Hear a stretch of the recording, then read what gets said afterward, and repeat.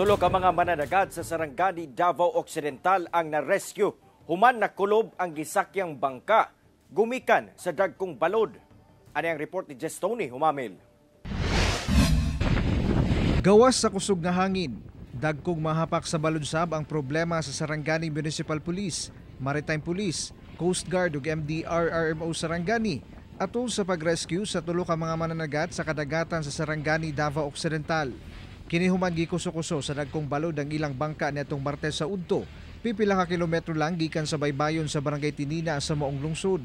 Sumala sa kapulisan, alas 8 pa lang sa buntag niadtong adlaw, nakulob na ang bangka sa maong mga mananagat nga nailang sila si Rogelio Pagubo, 57 anyos, Dondon Munda, 45 anyos, ug Jane Mangilay, 38 anyos, pulos mga residente sa Barangay Tinina.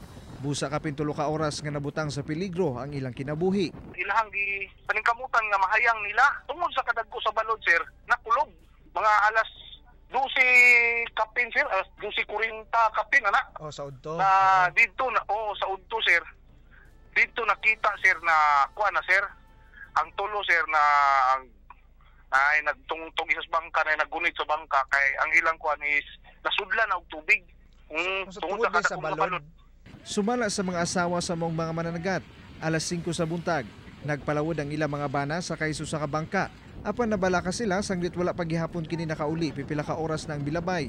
Hinungdan nga ilan na kining gi-report sa otoridad. Naabot na sa daplin tong ilang kauban pero katong tulo wa pa mo abot. Taw-taw nilang gipaabot, wala pa man gihapon mo tong gibalikan. Tapos pagbalik wa na magkita dito kung asa sila na kuan last nga nakita. Nagpangayo silang tabang sir kay giatuan din ang area sir. Gilayon sab gidala sa ospital ang tulo o ganaan na karon sa maayong kahimtang. Nagpaabot sab og assistance ang LGU kanila. Ako si Jess Tony Humamil para sa One Mindanao.